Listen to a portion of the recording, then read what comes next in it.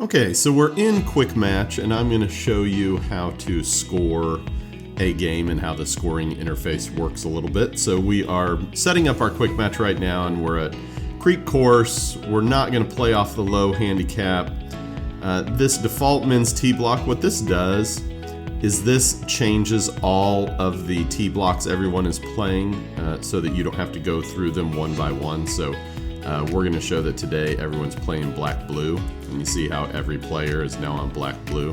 Now let's say that John Smith doesn't want to play black-blue. He wants to play the slightly easier tees, the blue. You can change those right there. Everybody else stays the same, and John has the blue tee. So we're going to click Next, and we're going to pick a game called Left Right Vegas, and I'm going to show you how to score that. Left Right Vegas has a few different settings that you need to set. We're going to play $1 a point. We are going to play greenies. The greenie values are going to be $5. Presses are allowed on the last hole. The press max is triple points, and the max score is net double bogey. Okay, here we go. We're going to create the match, and you can see here I've got it set up. You can see the 4 players. Here you can see the match summary if you want to, but let's go ahead and start the round, and I'm going to show you what's going on here on the inner score screen. So on the first hole, it's a par 4, and you can see that there are L's and R's next to each score. Those are because in Left Right Vegas, each player is either on team left or team right, depending on where their tee balls go. So let's say that myself, Chris Reagan, and Adam hit the 2 left balls off the tee, and Joe and John hit the 2 right balls off the tee. So I've selected L and R, and that has created the teams for the hole. It's a par 4, so I'll have a 4, Joe will have a 5, Adam will have a 4, and John had a 6, let's say, okay? So once we enter these scores and click Save and Next, you now see underneath each person's name the bets or the total up down on the wagering that's taken place. And if we go to the scorecards, we can see that Joe had a net 4, Adam had a net 3, John had a net 5.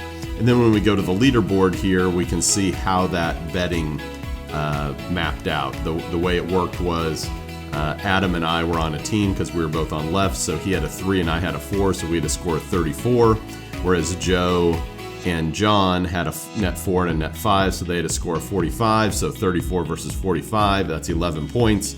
So Adam and I win 11 points, and Joe and John are down 11 points. That continues as we go, so let's go to the next hole here. I'll put in a 4, 5, 5, 4, and on this hole me and Joe were left and the other 2 were right. So let's click the score again. That meant that there was no activity from a wager perspective because the scores were identical for the teams. I'll take a look at that with you real quick. You can see that myself and Joe had a 4 and a 5, so our score is 45. John had a 4 and Adam had a 5, so their score is 45. So we tied, so nothing happened on that score. Now when we come to the par 3, because we're playing greenies, it has an extra button next to each score, which is a G, standing for greenies. And let's say I hit first, and I got a 4, and Joe got a 3, and Adam got a 4, and John got a 4, and Joe was on the left, and so with John, myself and Adam were on the right, and then Joe got the greenie. You can see how it automatically fills in the G for John as well because they were on the same team, and that's going to be worth $5. So let's take a look at how that worked out on the leaderboard now. So Joe and John had a 34 versus our 44, so they won 10 points or dollars, but then they also had the greenie, so that was worth $5, and they won an extra 5, so a total of 15 on that hole.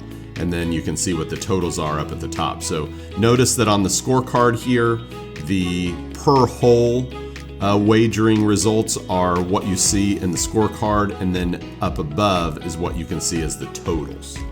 That way you can kind of audit your card when you're done. So that is how the the scoring works. That continues until the round is over, and at the end of the round you'll be able to click finish, and the round will end, and you guys can settle up your wagers when you're done.